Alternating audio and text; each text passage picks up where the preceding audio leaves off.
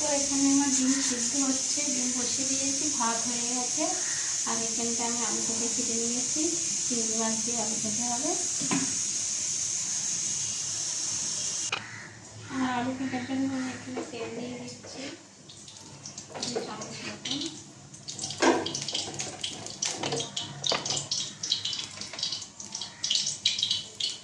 সাদা জিরে আমি ফুটে নেব।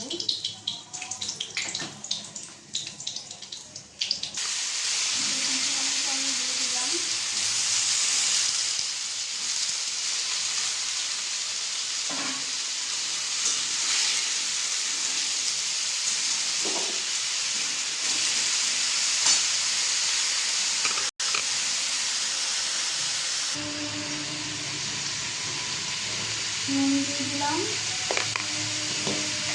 আর আমি এখানে হলুদ দিয়ে দেবো।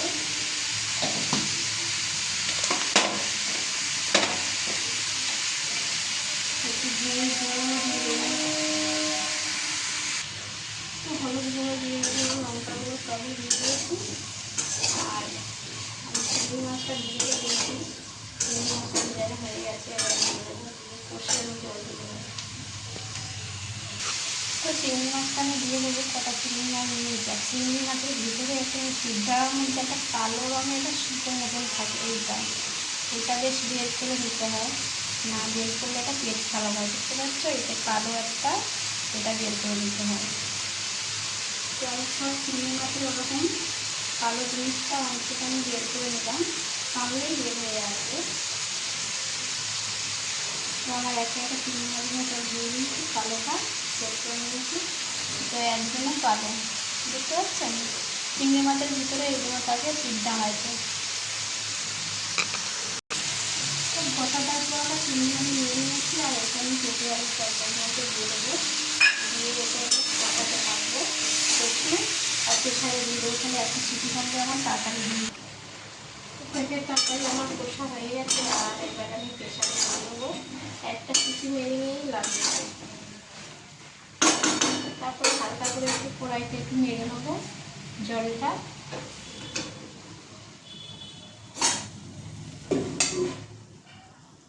বেশ প্রেশারে দিয়ে দিয়েছি, এবারে একটা সিটি লাগিয়ে দেবো।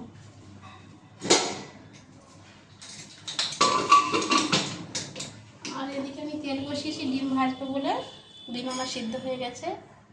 তো আমি এখানে তেল দিয়ে রেখেছি ডিম ভাজা করার জন্য, একটু নুন দিয়ে দেবো।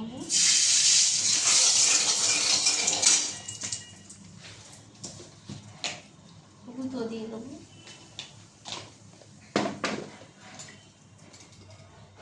দিয়ে আমি ডিমগুলো ভাজা করে নেবো আগে।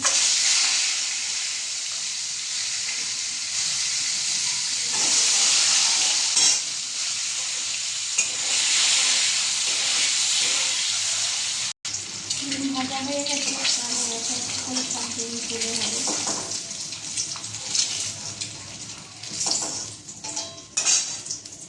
নিয়ে আমি আলুটা ভেজে নেবো এবারে।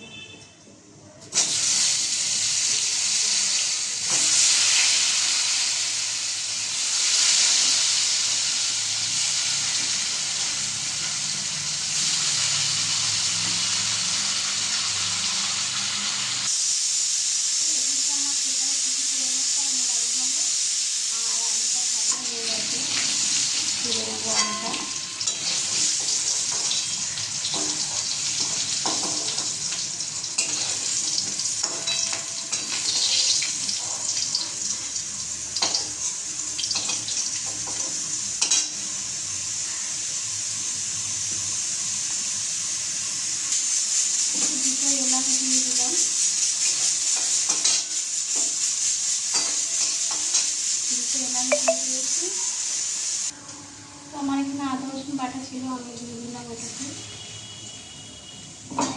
তারপর আমি একে একে নুন মশলা সব দিয়ে দেবো।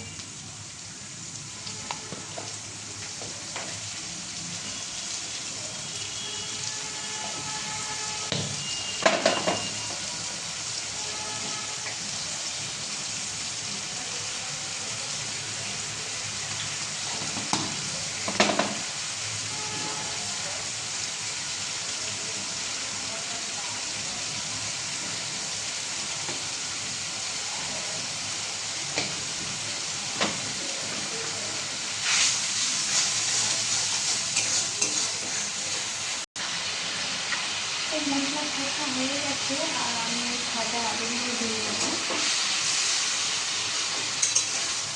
ভাজা আলুগুলো দিয়ে আমি আবার একটু কষে নেব ভালো করে।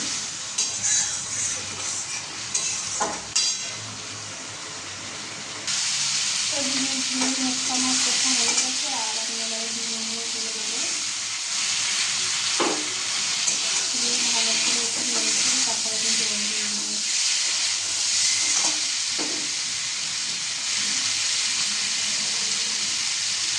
এটাকে একটু জল দিলাম, কেন আলু আমার সিদ্ধ হয়ে আছে, তার জন্য।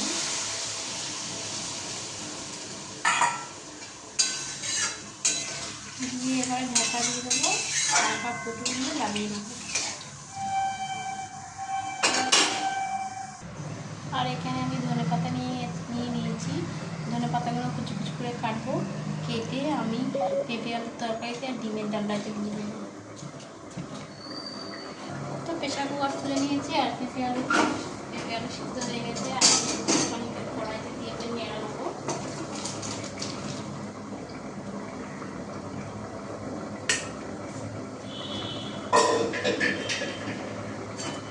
গ্যাসটা ধরিয়ে নেবো।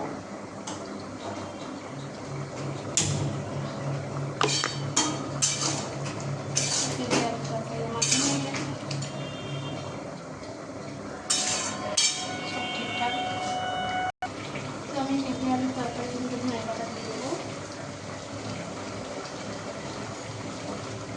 আর এখানে ডিমটা আমার হয়ে গেছে, নাড়িয়ে দেবো।